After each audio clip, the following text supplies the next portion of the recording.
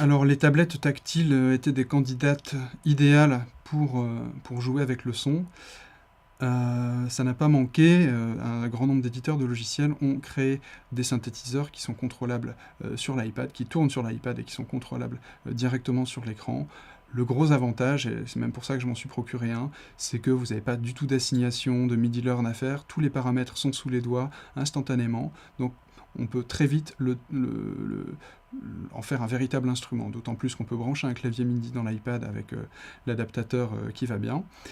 Et donc, je vais vous présenter une émulation du célèbre Korg MS-20, qui s'appelle le IMS-20, et qui reproduit à l'identique ce synthé de légende.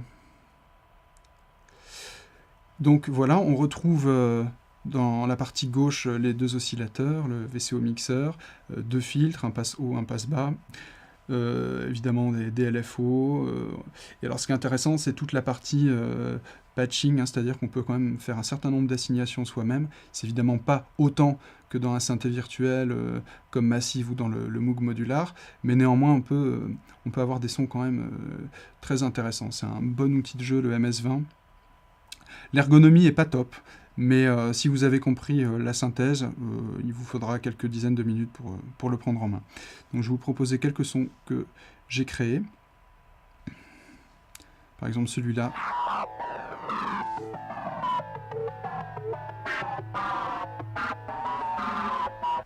Qui tourne tout seul en fait, puisqu'il y a une génération en continu. Je vais vous montrer celui-là, qui utilise un peu les formants pour donner un côté vocal.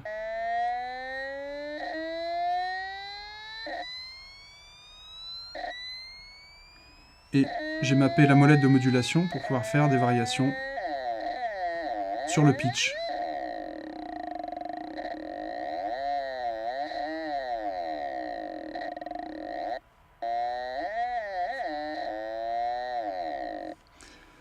Voilà pour celui-là, je peux vous en montrer encore quelques-uns. Celui-là un petit peu plus aquatique, un peu des sons de bulles.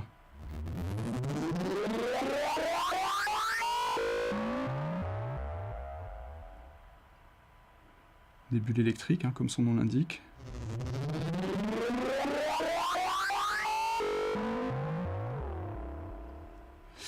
Voilà pour celui-là. Peut-être celui-là, 8-bit machine.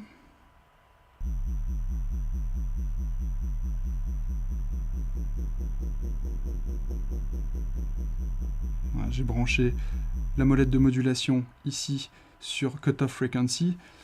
Hein, comme vous pouvez le voir, je vais essayer de ne pas cacher l'écran. Vous pouvez déplacer les câbles et faire votre patching. C'est extrêmement intuitif, extrêmement facile.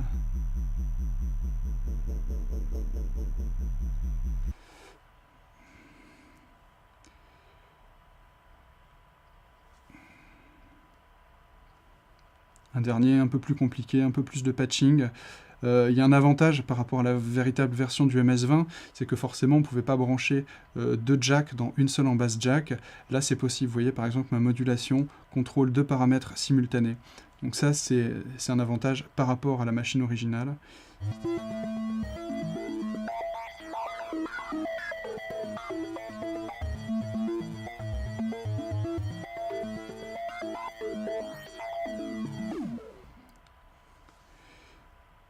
Et un petit dernier.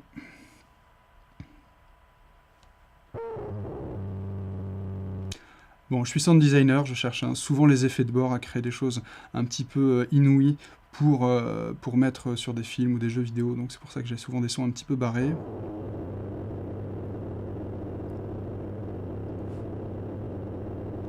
Bon, celui-là n'est pas très intéressant, j'ai pas dû le finir. Je vais passer à un autre synthé. L'Electra, on va l'entendre sur le tuto suivant.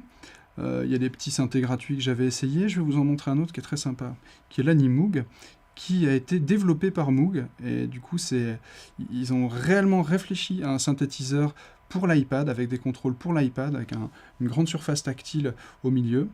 Donc c'est assez sympa. La sonorité est vraiment au rendez-vous. Et il y a des possibilités de modulation.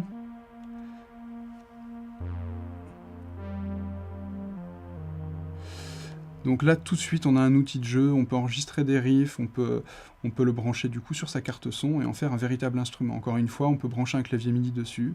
Donc c'est comme si on avait un plugin avec un contrôle tactile, c'est quand même très très sympa. Je pourrais vous faire écouter d'autres sons d'usine, mais bon, il y a quand même d'autres choses à vous montrer.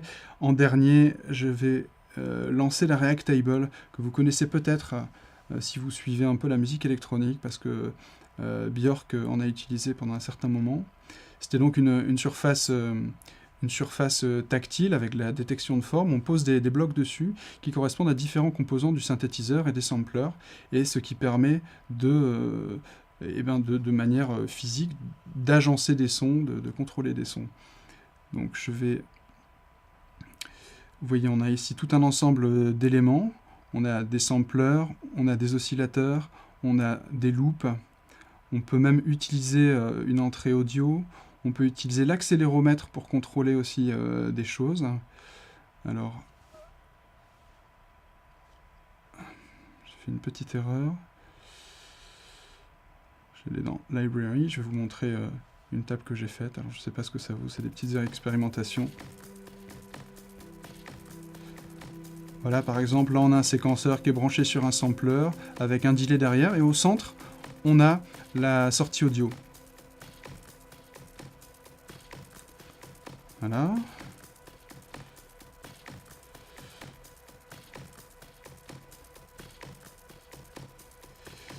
Je vais vous en faire écouter un deuxième.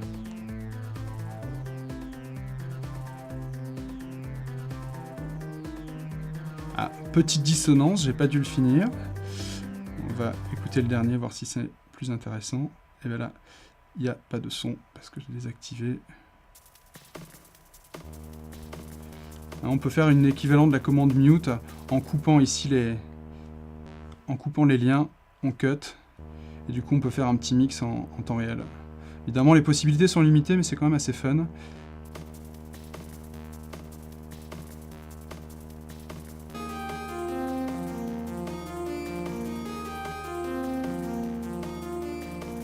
Je peux changer le volume, j'ai des contrôles sur les côtés, je peux aussi zoomer.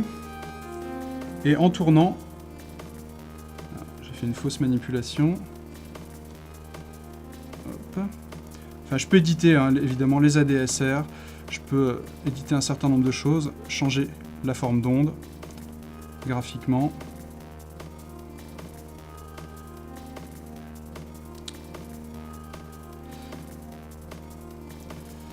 Voilà.